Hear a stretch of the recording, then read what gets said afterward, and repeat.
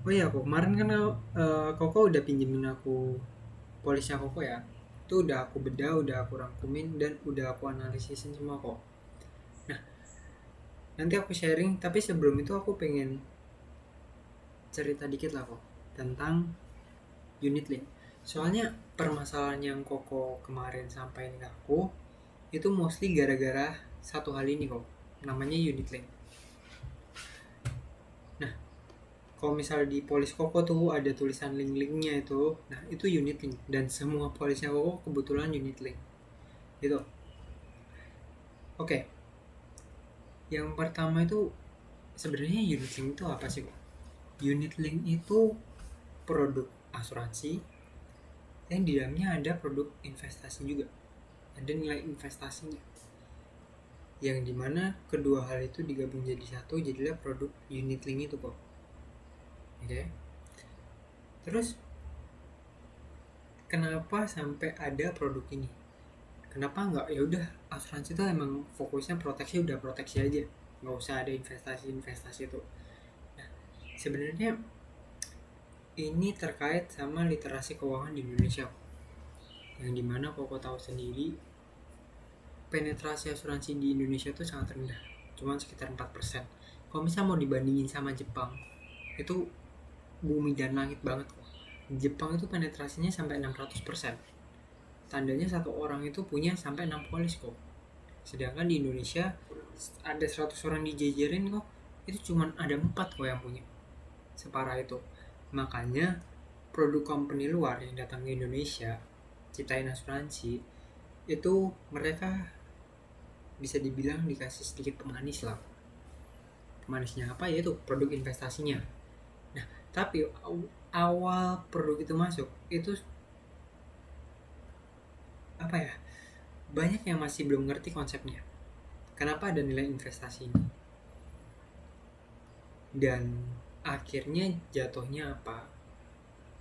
Para pemasar, agent, semua itu pada approachingnya dengan cara yang salah atau misalnya mereka mikirnya dengan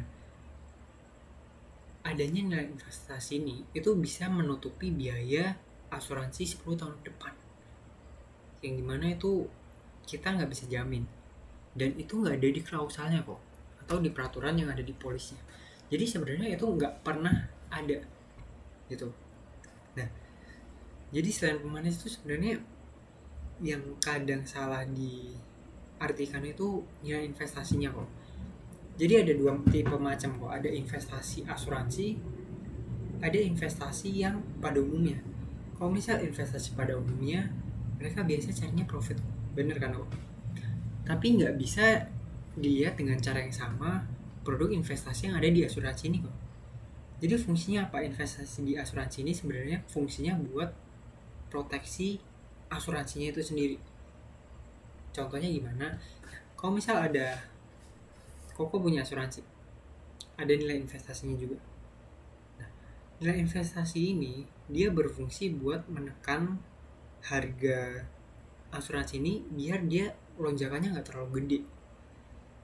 Jadi waktu ada lonjakan naik harga, nah nilai investasinya ini bakal nutupin secukupnya biar lonjakannya itu nggak terlalu gede. Itu kok sebenarnya. Jadi dia nekan harga asuransinya itu, bukan secara apa ya, bukan secara harafiah kayak menekan ya, enggak, harganya tetap naik, cost of insurance-nya tetap naik, cuman kenaikan harga itu dipotong dari nilai investasi yang udah ada gitu. Jadi kenapa orang yang udah punya asuransi unit yang lama, mereka lihat nilai investasinya sedikit, ya itu wajar aja karena nilai investasinya itu juga udah tergerus sama kenaikan harga yang ada di insurance-nya tadi, cost of insurance-nya. Nah, selain itu juga nilai investasi ini bisa dibuat kalau misal sewaktu-waktu nasabah itu nggak bisa bayar selama beberapa bulan, tapi kita masih punya nilai investasi. Nah, itu biasanya langsung dipotong kok, biar polisnya nggak mati. Gitu. Jadi sebenarnya nilai investasi di sini tuh lebih ke proteksi. Jadi proteksi dalam proteksi. Gitu. Nah, sedangkan pemasar-pemasar dulu itu mikirnya tuh sebagai profit, yang dimana itu tuh bahaya banget.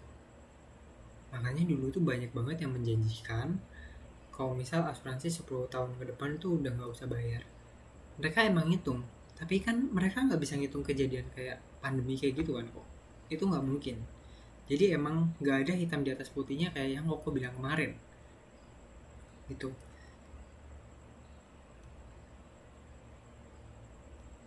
satu. Terus mungkin aku juga bakal mau sharing dikit kok tentang produk yang namanya tradisional. Ini aku udah bawain contohnya. Ini aku print dari Alianza langsung kok. Jadi Koko bisa lihat ilustrasinya. Nah, bedanya di sini kok, untuk produk-produk yang non hospital itu dia ada masa bayarnya kok.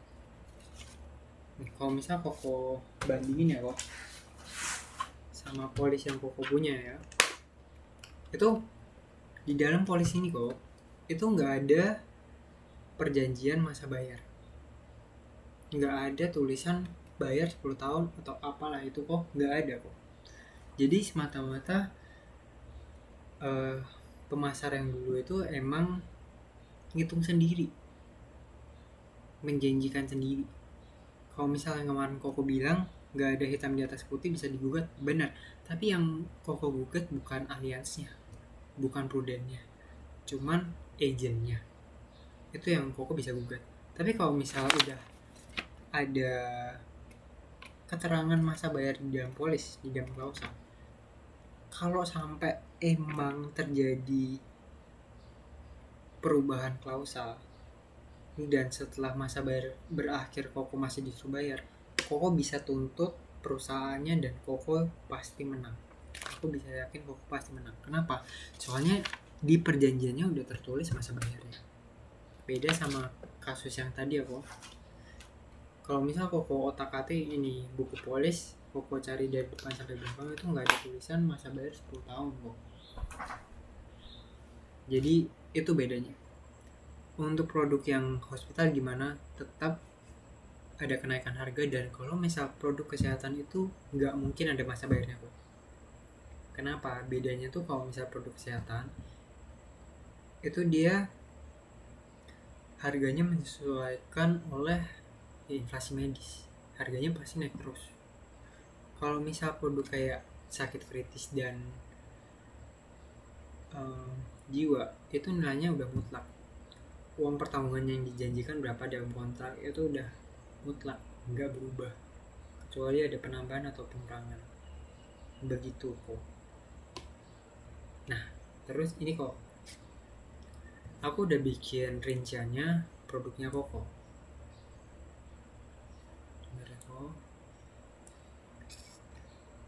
Ini aku jelasin secara singkat aja kok per produknya Koko. Ini aku izin buka PPT-nya.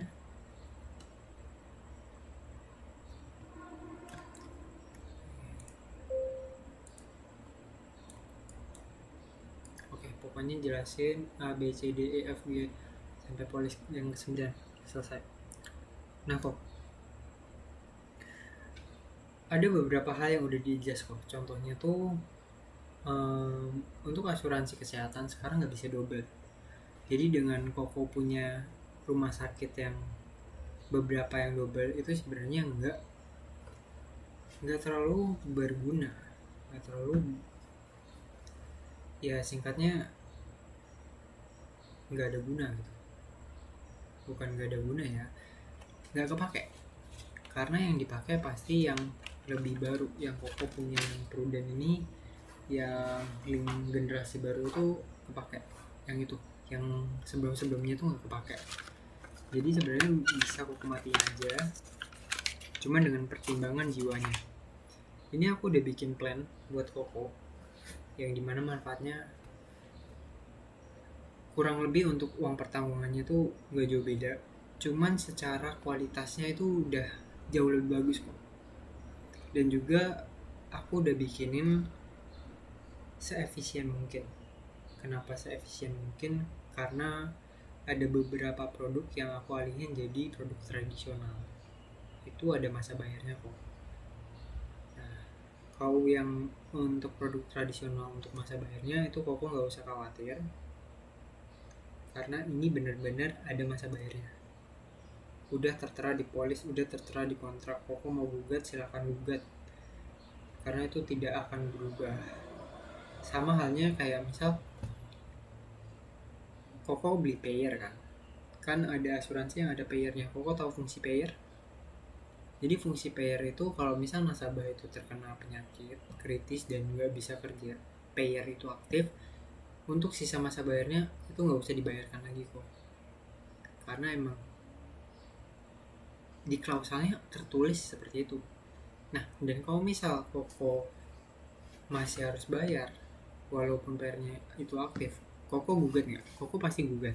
Nah, sebenarnya sama, Koko bisa gugat kalau misal itu berubah,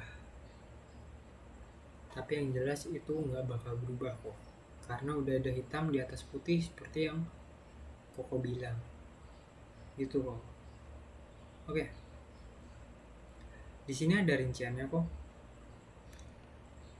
Jadi aku bikin sistemnya gini kok, cara aku ngitungnya, total semua manfaat yang Koko punya atau CC punya atau Endo punya itu aku totalin semua.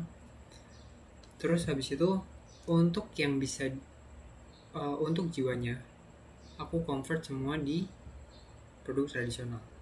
Cuman emang di unit link tuh kan emang minimalnya tetap harus ada jiwa 100 juta.